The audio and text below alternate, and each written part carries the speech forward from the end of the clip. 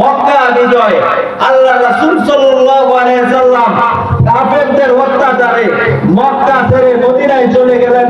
ওই মদিনাতুল মুনাওয়ারা থেকে আল্লাহ রাসূল সাল্লাল্লাহু আলাইহি ওয়াসাল্লাম 10,000 সাহাবীদেরকে নিয়ে মক্কা বিজয় করার জন্য রওনা দিলেন। আলহামদুলিল্লাহ বলেন, আরো জোরে বলেন আলহামদুলিল্লাহ। আল্লাহ রাসূল সাল্লাল্লাহু আলাইহি ওয়াসাল্লাম কয় হাজার সাহাবীদেরকে রওনা দিলেন? কয় হাজার? আরো জোরে কয় হাজার? 10,000। আল্লাহ রাসূল সাল্লাল্লাহু আলাইহি ওয়াসাল্লাম যখন মক্কার মধ্যে প্রবেশ করবেন তখন মক্কার লিডার আবু সুফিয়ান এখনো মুসলমান হয় নাই।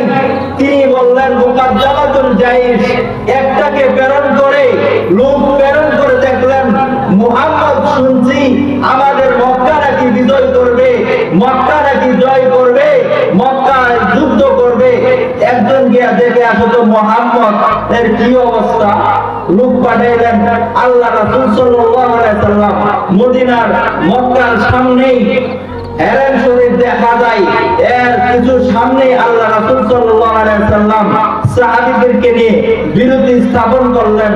এক লোক গিয়া দেখে যে সাহাবীদেরকে যে যেখানে থাকার কথা সেখানে তারা বসবাস করতেছে থাকতেছে, তখন এক লোক গিয়া দেখতেছে আল্লাহ রাসূল সাল্লাল্লাহু আলাইহি ওয়াসাল্লাম সাহাবীদের জন্য সামিয়ানা টানাইলেন, ওইখানে খাবারের আয়োজন করলেন। একবার চুপি সারে দেখে যে খাবারের পাতিল বসাইছে, পাতিল গুনে গুনে তার সমস্যা সুবহানাল্লাহ কইতেন। আবু সুফিয়ানের কাছে আসছে, আসার পরে বললো যে কি দেখলা, কয়জন লোক আছে? তো পাতিল গুনতে গুনতে টাইম গেছে। সুবহানাল্লাহ। পাতিল গুনার জন্য পাঠাইছি না লোক গুনার জন্য? কয়জন নিয়ে আসছে মোহাম্মদ আমাদের সাথে যুদ্ধ করবে? তখন আবার দ্বিতীয় দিন আবার গেছে, আবার যাওয়ার পরে সাহাবীদের জন্য টয়লেট করা হয়েছে। ফজরের আগে দেখে টয়লেটের যে সিরিয়াল, ওই সিরিয়াল লোকে গুনতে গুনতে টাইম শেষ। আবু সুফিয়ান জিজ্ঞাসা করছে কয়জন লোক আসছে? টয়লেটে ঢোকার আগে যে সিরিয়াল ঢুকছে এই লোকদেরকে গুনে গুনে আমার সময় গেছে। সুবহানাল্লাহ। আবু সুফিয়ানকে ব্যাক কল, এটার জন্য তোকে বাড়াই নাই। আবু সুফিয়ান নিজে গেছে, নিজে গিয়া দেখে চিন্তা ফিকির করলো, ব্রেনি মানুষ তো, পণ্ডিত মানুষ, লিডার মানুষ, লিডারদের কথাই তো পণ্ডিত পণ্ডিত আকারা ভয় পায় না। নেতা যারা হয় এরা তো পণ্ডিত মার্কা হয়, কথা ঠিক না বেঠে? তখন আবু সুফিয়ান কি করছে, সে বুঝলো আজকে মুহাম্মদ, যেই মুহাম্মদকে আমরা মক্কা থেকে বিতাড়িত করেছি, এই মুহাম্মদ আছে মক্কা জয় করার জন্য। আজকে মুহাম্মদের হাত থেকে কেউ রক্ষা পাবে না। সুবহানাল্লাহ কইতেন।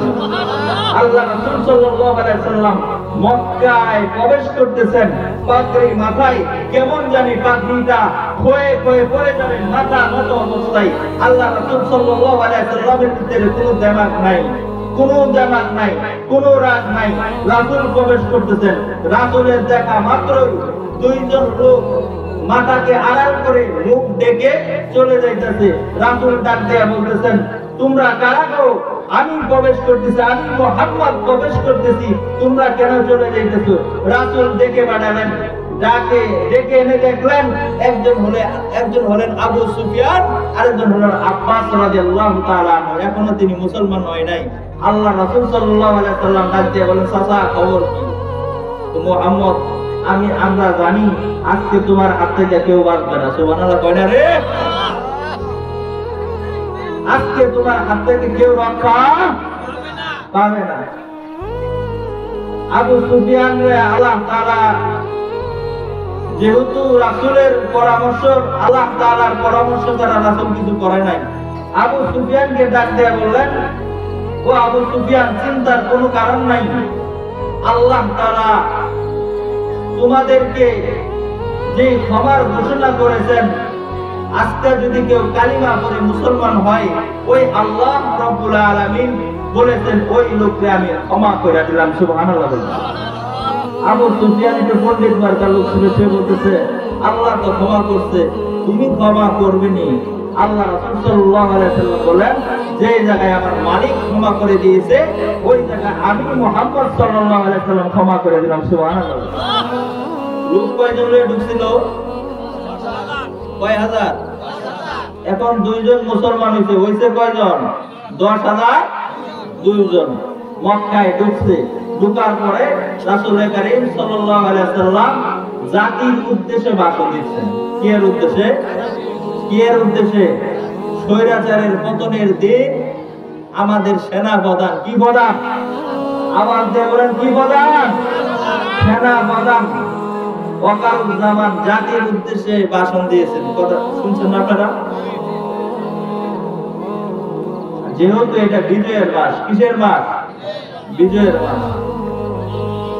জাতির উদ্দেশ্যে মুহাম্মদ সাল্লাল্লাহু আলাইহি ওয়াসাল্লাম ভাষণ দিবেন। ভাষণের শুরুতেই আল্লাহ পাকের রাসূল বলতেছেন, যারা আবু সুফিয়ানের ঘরে আশ্রয় নিবে তাদেরকে আমি মাফ করে দিলাম। সুবহানাল্লাহ। ওই জায়গায় যেহেতু সময় সংক্ষিপ্ত, আমি বিষয়টা সংক্ষিপ্ত আকারে নিয়ে যাচ্ছি। কিছু কিছু গোত্র ছিল কাফেরদের ভয়ে ইসলাম গ্রহণ করতে পারে নাই। মুহাম্মদ সাল্লাল্লাহু আলাইহি ওয়াসাল্লাম যখন মক্কা বিজয় করলেন তখন তারা দলে দলে ইসলাম গ্রহণ করলেন। সুবহানাল্লাহ। এক গ্রুপ আছে, মোটমাট 4000 লোক ইসলাম ধর্ম গ্রহণ করলেন। এখন বলেন সংখ্যা হইছে কতজন? 14,002 জন। আল্লাহ রাসূল সাল্লাল্লাহু আলাইহি ওয়াসাল্লাম সবাইকে একদম সাধারণ ক্ষমার ঘোষণা করে দিলেন। আল্লাহ পাকের রাসূল সাল্লাল্লাহু আলাইহি ওয়াসাল্লাম টাইম দিলেন যেই টাইমটা আমাদের ছাত্র জনতা দিয়েছিলেন। কথা ঠিক না বেঠি? আওয়াজ দিয়ে বলেন, ঠিক না বেঠি? আমাদের ছাত্র জনতা ভাইয়েরা, আমাদের মুসলমান ভাইয়েরা, বাংলাদেশের মানুষ 95% মুসলমান। এই দেশে যেই দল আসুক না কেন, যদি কেউ স্বৈরাচারী মনোভাব নিয়ে আসে তাকে সহ্য করবে না। কথা ঠিক না বেঠি? আল্লাহ পাকের রাসূল সাধারণ ক্ষমার ঘোষণা দিয়েছেন। তিনি ভাষণ দিতেন, সবাইকে মাফ করে দিলাম। তবে টাইম জোহরের আগে যারা কালিমা পড়বে সময় মাফ। আর যদি আজকে কালিমা না পড়ে এদের উপায় নাই। কথা ঠিক না বেঠি? আল্লাহ পাকের রাসূল সাল্লাল্লাহু আলাইহি ওয়াসাল্লাম মক্কা বিজয় করলেন। মক্কা বিজয় করার পরেই আল্লাহ পাকের রাসূল সাল্লাল্লাহু আলাইহি ওয়াসাল্লাম বাইতুল্লাহর মধ্যে তওয়াফ করলেন। ওই বাইতুল্লাহর মধ্যে কাবা গৃহের মধ্যে আল্লাহ পাকের রাসূল ঢোকার পরে দেখলেন ওই কাবার মধ্যে 360টা মূর্তি রাখা। কয়টা? আওয়াজ দিয়ে বলেন, কয়টা?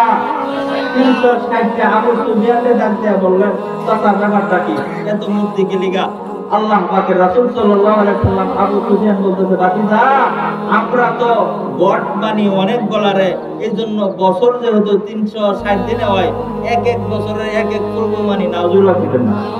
এক এক বছর এক এক প্রভু। শনিবারে এক প্রভু, রবিবারে আরেক প্রভু, সোমবারে আরেকটা, মঙ্গলবারে একটা, বুধবারে আরেকটা, বৃহস্পতিবারে আরেকটা। কারণ শনিবারে যেটা পূজা করি এটা টেম্পা, রবিবারে খায় না। নাউজুবিল্লাহ করবেন না। আর আমরা মানি কারে? আওয়াজ দিয়ে কইতে হবে কারে?